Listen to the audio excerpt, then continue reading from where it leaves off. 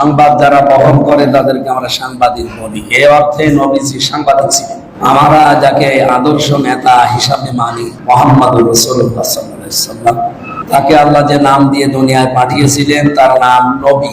নবী শব্দের শাব্দিক অর্থ বলেন, জিজ্ঞাসা করলে আমরা সবাই অনেকে জানি। নবী মানে সংবাদ বাহক, সংবাদ যারা বহন করে তাদেরকে আমরা সাংবাদিক বলি। এ অর্থে নবীজি সাংবাদিক ছিলেন। আর আপনারা যেহেতু একেবারে ঘটে যাওয়া সংবাদগুলো সঙ্গে সঙ্গে দিতে চান, এজন্য আপনাদের সম্মানটা আরেকটু বেশি।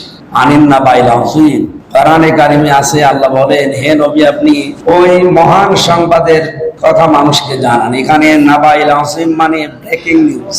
আমরা টেলিভিশনের নিউজ দিয়ে দেখি ঘটে যাওয়া সংবাদগুলো যাচ্ছে, এটা যারা কভার করে দেয় তাদেরকেই বলা হয় এই নাবাইল আযীম। মহান পেশায় যারা আছেন আপনাদের পুরস্কারের কথা আমার তেলাওয়াতকৃত আয়াত সূরা কলমের 4 নম্বর আয়াতে আল্লাহ বলেন, হে নবী আপনি মানুষের প্রতি যে বার্তা বহন করতে কষ্ট পান, এই যে সংবাদ সংগ্রহ করা এবং সঠিকটা তুলে ধরতে বিভিন্ন চাপ মোকাবেলা করে যে কষ্ট পান, এই কষ্টের পারিশ্রমিক উজরত এটা আমি আল্লাহ নিজে দেব এবং গয়র মামনুন, নিরবিচ্ছিন্ন ভাবে আপনাকে আমি দেব দুনিয়া আখিরাত মিলিয়ে, যদি আপনার এই কোয়ালিটি থাকে। এটা যদিও শুধু নবীর জন্য লাকা দিয়ে আল্লাহ বিশ্ব নবীকে ইন্ডিকেট করেছেন, শুধু নবী না। তাফসীরে আমরা পড়েছি এটা কিয়ামত পর্যন্ত যারা এই দায়িত্ব পালন করবে সততার সাথে, ইখলাস নিয়ে, যে আমি সত্যকে তুলে ধরবো। কারণ এই যে নিউজ, NEWS, এটা আপনি দেখবেন ব্যাখ্যা করলে এন দিয়ে আমি পেয়েছি নর্থ, ই দিয়ে ইস্ট, এরপরে ডাব্লিউ দিয়ে ওয়েস্ট, এস দিয়ে সাউথ।